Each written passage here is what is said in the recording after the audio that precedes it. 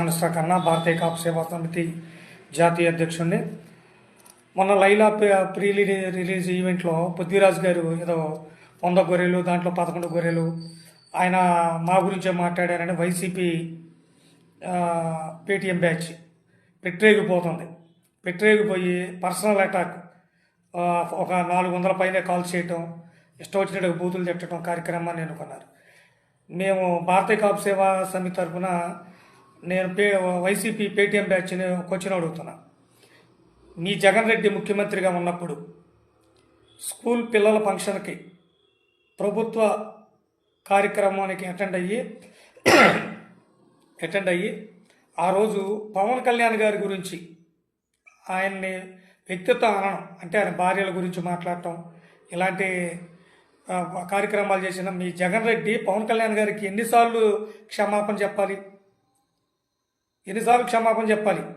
మీరేదో సత్య హరిశ్చంద్రులైనట్టుగా, మిగతా వాళ్ళు కానట్టుగా మీరు చేసేవన్నీ, మీ వైసీపీ నాయకులు చేసినవన్నీ కూడా ఇవాళ ప్రజలు మిమ్మల్ని చేదరించుకొని ఆ 11 స్థానాల్లో కూర్చోబెట్టారు.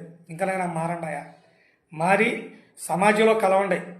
మీరు సమాజానికి దూరంగా బతుకుతున్నట్టుగా వ్యవహరిస్తున్నారు. ముందు మీరు పృథ్వీ గారికి క్షమాపణ చెప్పమంటాం కాదు, మీ వైసీపీ బ్యాచ్ మొత్తం కూడా పవన్ కళ్యాణ్ గారికి క్షమాపణ చెప్పాలి. ఎందుకంటే మీ నాయకుడు ఆ రోజు పవన్ కళ్యాణ్ గారి గురించి తప్పుగా మాట్లాడింది, ఆయన భార్యల గురించి.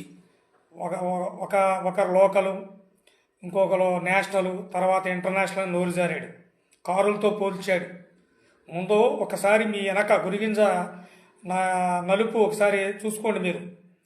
మీరేదో కరెక్ట్గా మాట్లాడుతున్నట్టుగా మిగతా వాళ్ళు కాదు. పృథ్వీ గారు మాట్లాడింది కూడా ఒక ఈవెంట్లో, అది కామెడీకి సంబంధించి మాట్లాడాడు. ఆయన మీ వైసీపీ గురించి మాట్లాడాల. మీకెందుకు ఉలుకు? గొర్రెలు అనగానే మీరు గొర్రెలు అయితే మాట్లాడండి. ఇప్పటికైనా మీ పద్ధతి మార్చుకోండి. పృథ్వీ గారిని పర్సనల్గా అటాక్ చేయడం మానండి.